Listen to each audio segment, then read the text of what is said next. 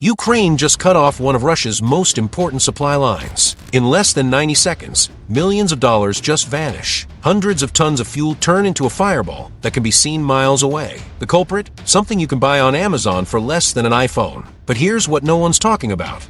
This wasn't luck. It wasn't a one-off genius move. It was the result of a silent revolution happening right under our noses, totally rewriting the rules of what we know about modern military power. Since January this year, over 200 similar operations have been carried out with surgical precision that would make the world's most expensive military systems look outdated. And it all started with a simple question that changed everything. What if the world's biggest air force wasn't made up of $100 million fighter jets, but of devices anyone can buy at an electronics store? This is the story of how Ukraine, an underestimated nation, turned consumer toys into the most innovative weapon of the modern era. And if you think you know how it ends, you're about to find out you don't even know half of it. You're about to discover what Russia's biggest nightmare really is. To get the genius of this strategy, we first need to understand how the Russian logistics machine works. The railway corridor linking Rostov-on-Don to the front lines in Zaporizhia is literally the main artery keeping the entire Russian military operation in the south alive. Every day, dozens of tanker wagons transport millions of liters of fuel, ammo,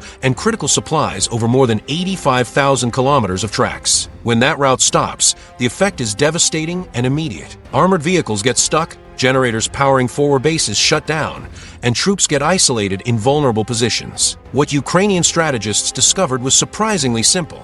You don't need to destroy an entire army when you can just cut off its supply lines. According to data from the Center for Strategic and International Studies, after these coordinated attacks, Russia's supply capacity in the region dropped by 60%, delaying military operations for weeks and forcing resources to be rerouted to land routes that consume 4 times more fuel and are way more vulnerable to ambushes. To understand the scale of this, let's look at the operation on May 24th that paralyzed the Zaporizhia railway corridor. It was led by Ukraine's Defense Intelligence, known as HUR, and is a perfect example of how tactical innovation can beat numerical superiority. Planning started 18 months earlier when Ukrainian agents meticulously mapped out the movement patterns of Russian convoys. The execution was surgical. 5 operators, working in perfect coordination, launched modified DJI Mavic 3 thermal drones from pre-prepared positions. Each drone had clandestine firmware installed that removes geofencing restrictions, those digital barriers that usually stop civilian drones from flying in certain areas. Even more impressively, the devices were programmed to operate in GPS-free mode,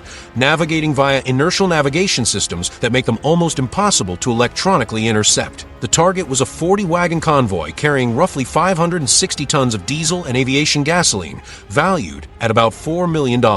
In less than 90 seconds, while the area was plunged into total darkness, 3 successive explosions pierced the fuel tanks, triggering a chain reaction that set the entire train on fire. What makes this operation even more impressive is the surgical precision. While 2 drones scanned thermally to pinpoint exactly which wagons held fuel, the other 3 carried shaped directional explosives specifically designed to pierce the tank's steel and maximize internal damage. What started as a desperate necessity turned into the world's most sophisticated and innovative drone air force. In 2022, Ukraine basically had 0 military drone production capacity. Today, according to Atlantic Council data, the country can produce about 3,000 cruise missiles and military drones by 2025, matching Russia's planned production. This transformation began almost artisanally. Makeshift workshops appeared in cities like Lviv and Vinnytsia, where civil engineers, university students, and even tech enthusiasts started modifying commercial drones. The DJI Mavic 3, originally made for photographers and filmmakers, became the base platform for this revolution. The modifications are sophisticated but surprisingly affordable. The 20-megapixel Hasselblad camera was adapted to capture thermal images up to 640 by 512 pixels, essential for night operations. The 28x hybrid zoom, digitally expandable to 56x, lets them spot specific targets over 2 kilometers away. The 45-minute battery life offers enough time for long-range missions, including reconnaissance, target confirmation, and safe withdrawal. But maybe the coolest innovation is the frequency hopping system. Modified controllers can switch between over 1,200 different frequencies per second, making it nearly impossible for Russian jamming systems to block the control signal. According to IEEE experts, this software-defined radio tech with dynamic encryption reduced Russian electronic jamming success by 70%. Russia didn't just stand still in front of this Ukrainian innovation. Moscow developed increasingly sophisticated electronic countermeasure systems, including portable jamming stations like the LIR-3 system, capable of blocking air signals within a 5-kilometer radius. They also rolled out acoustic detection systems that can pick up the characteristic sound of drone rotors from long distances. But for every Russian countermeasure, the Ukrainians came up with an even more creative response. When the Russians started massive radio jamming, Ukrainians developed drones capable of autonomous navigation based on AI. When acoustic detection became more common, they created quieter drones with specially designed rotors. One of the most fascinating innovations was kamikaze drones programmed to operate completely autonomously after launch. These devices use image recognition algorithms trained with thousands of photos of specific targets, allowing them to identify and strike objectives even when fully isolated from their operators. Behind every successful attack is an impressive network of human intelligence that would be impossible to replicate with satellites or traditional reconnaissance systems. Thousands of Ukrainian civilians in occupied territories and areas near the front lines act as the eyes and ears of this decentralized intelligence operation. Using seemingly innocent mapping apps and encrypted communication platforms, these volunteers track convoy movements for up to 72 hours, sharing precise coordinates, timing, and even details about the type of cargo carried. According to a UN report, this constant real-time flow of information cut the time needed to plan and carry out a successful attack by 50%. The system is surprisingly resilient because it's fully decentralized. There's no command center to bomb or a communication network to intercept. Instead, information flows through hundreds of different channels, verified and confirmed by multiple sources before reaching drone operators. This civilian network also acts as an early warning system, letting Ukrainian forces anticipate Russian moves and position their drones in ideal spots long before targets arrive. It's a perfect example of how popular participation can exponentially multiply the effectiveness of military operations. Plus, the numbers tell an impressive story about the real impact of this strategy. Since January 2025, Ukrainian drone attacks have destroyed over 150 Russian locomotives, 400 freight wagons, and caused fuel supply disruptions affecting operations over an area of more than 50,000 square kilometers. When a main railway is attacked, the ripple effect is devastating for military logistics. Russians are forced to use road transport, which consumes 4 times more fuel and moves only 1/10 of the cargo per trip. Routes that once moved 2,000 tons of supplies daily by train now only move 200 tons by truck, and those vehicles become extremely vulnerable to ambushes and air attacks. The Center for Strategic and International Studies estimates that each successful attack on railway infrastructure has a logistical impact equivalent to destroying 40 military trucks or stopping the operations of an entire brigade for a week. Multiply that by hundreds of attacks, and the cumulative impact becomes devastating. What we're witnessing in Ukraine represents a fundamental transformation in the nature of modern conflict, with lessons far beyond the borders of this specific war. The first lesson is about innovation speed. While traditional armies take years or decades to develop, test, and deploy new technologies, small groups of Ukrainian innovators are creating, testing,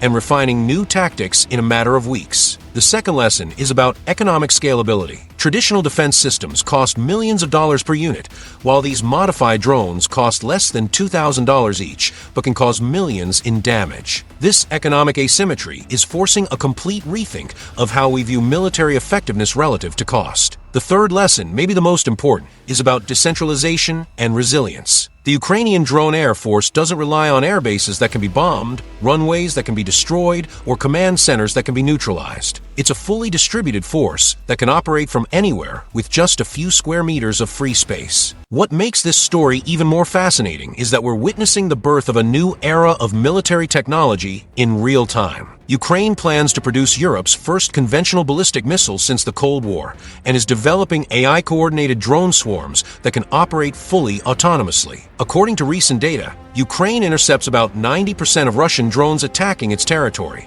but that's exactly what Moscow planned from the start. The Russian strategy has always been to overwhelm Ukrainian defenses with sheer volume, forcing the country to spend huge resources on interception. Ironically, this has only sped up Ukrainian innovation in autonomous defensive systems. The next chapter of this silent revolution will likely include swarms of hundreds of drones operating simultaneously, AI systems capable of adapting tactics in real time based on enemy response, and platforms that can be 3D printed in hours, not months. The story we just told isn't just about technology or military tactics. It's about how human creativity, when faced with existential challenges, can turn limitations into advantages and create solutions that completely redefine the rules of the game. Small drones, big impacts. This silent revolution shows us that in the modern age, power isn't just about huge budgets or massive arsenals, but the ability to innovate quickly, adapt constantly, and use civilian technology in ways its original creators never imagined.